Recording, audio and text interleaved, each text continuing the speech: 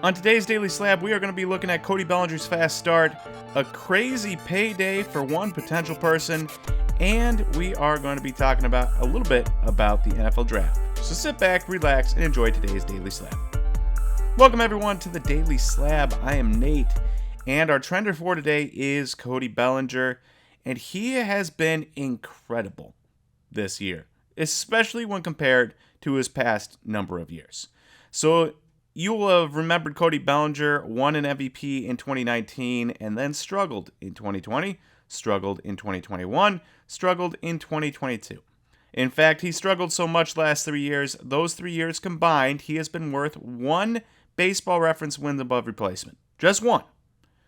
In 3 years combined. That is not exactly the sign of a guy that should be getting paid $17 million a year on a one-year deal like the Cubs gave him this past year when he got released by the Dodgers. But they gave him that deal, and to a Brewers fan, you're like, well, I kind of hope he stays as he is, a not very good player anymore, and Cubs fans are obviously hoping that he rebounds to 2018-2019 form.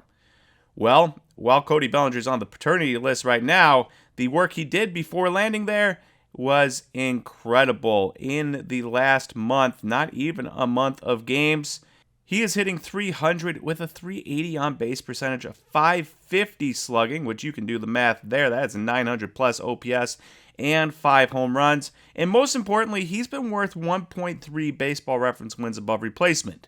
You'll remember me saying that he was only worth one in the last 3 years combined, and in less than 1 month of playing, he has been more valuable in 1 month than he has been in 3 years combined. It is quite the turnaround for Cody Bellinger, but that hasn't exactly meant that his cards have turned around. And for good reason. Obviously, Cody Bellinger is struggling for 3 years. It should not just take 1 month for people to start buying back in and believing in Cody Bellinger. He has to do it longer. So it makes sense, but it is, in today's card market, I do expect people to overreact to a month. So it's nice to see that people have not overreacted to a month.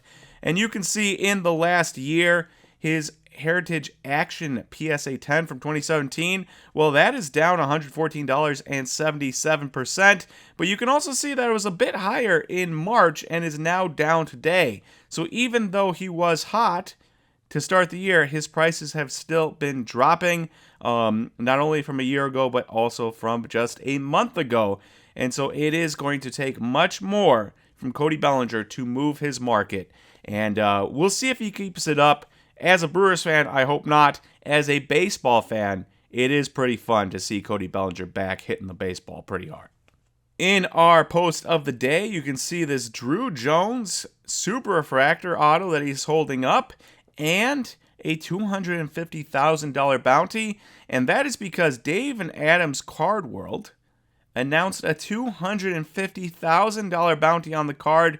If it's pulled and you sell it to them, $250,000, or they're offering $1 million if you buy it, hold it, and then he becomes a Hall of Famer.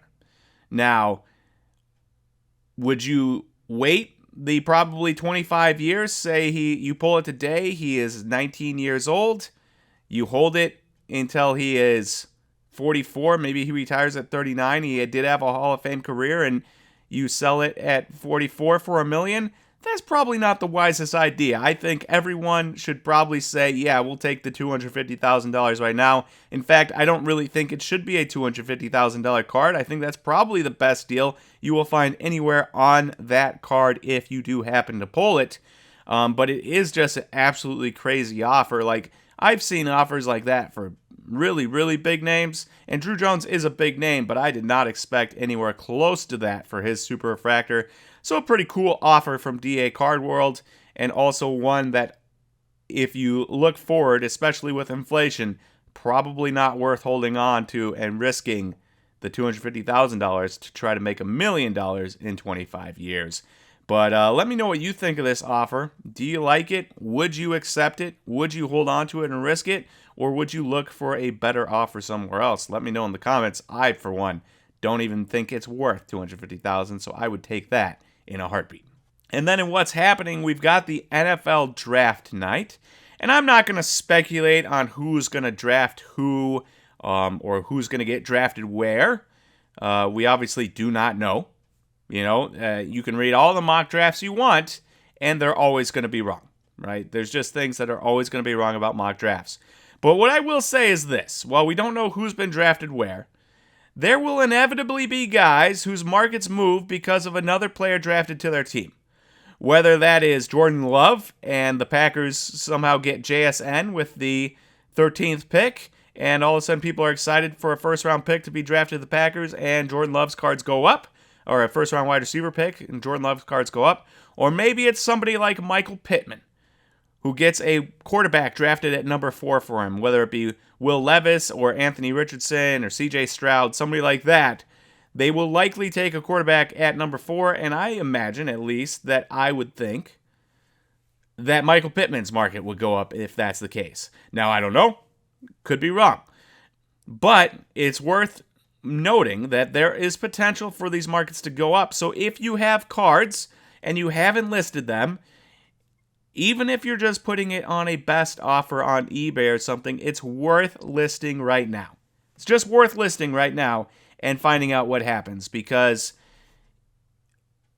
people can't buy it if you don't list it, and if you wait to auction it till after somebody's been drafted, people might not overreact on draft night or a week later like they would on draft night. So if you are sitting on guys that seem like they would benefit from another player being drafted, whether it's a wide receiver, whether it's an offensive lineman, or whether it's a quarterback, get them listed this morning before work or before anything or the draft starts, because you are going to want to at least have the option to sell while the draft is going, as opposed to listing while the draft is going.